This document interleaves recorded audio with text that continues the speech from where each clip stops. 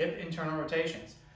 I saw this one on Instagram. I'm pleased to say that every once in a while I see something amazing and I steal it for my own purposes. So if you see this and you go, hey, that's my move, yes, I stole it from you. I can't remember exactly where I got it from at this point, but it came from Instagram.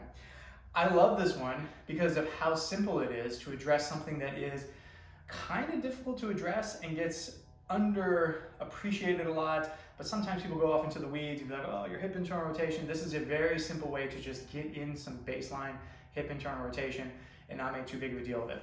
So your setup, you can start just sitting cross-legged.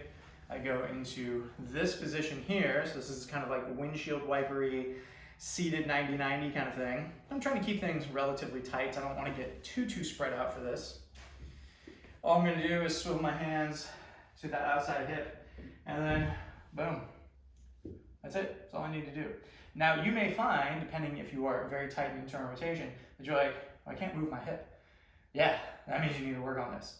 So you can make this a little easier by getting closer and getting into this position here, kind of allowing your hip a little more freedom to move. You're like, okay, cool, I got some motion.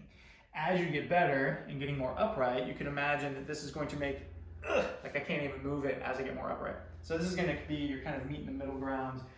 I'm away from my hip, but it's just hard enough that I can get some motion. As I get further and further away, it's also going to be more difficult. I can't get quite as high. So you can imagine, probably impossible. I can't even sit up straight because I don't have the flexibility to do so. But let's say I was perfectly flexible and I could get up tall here and move my leg out there and rotate it. That would be kind of where you're headed. But for most people, it's probably not necessary. In almost all circumstances, this is going to be a hold type mechanic because this is going to be oriented towards your ability for your hip to internally rotate, so you can do things like A, move your hip to here, then just the various things you might need to do in your hips. Back to my sport of jiu-jitsu, hip internal rotation is super necessary as that just manipulates through space, okay?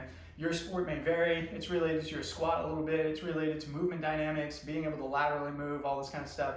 And just having a baseline is enough for most people.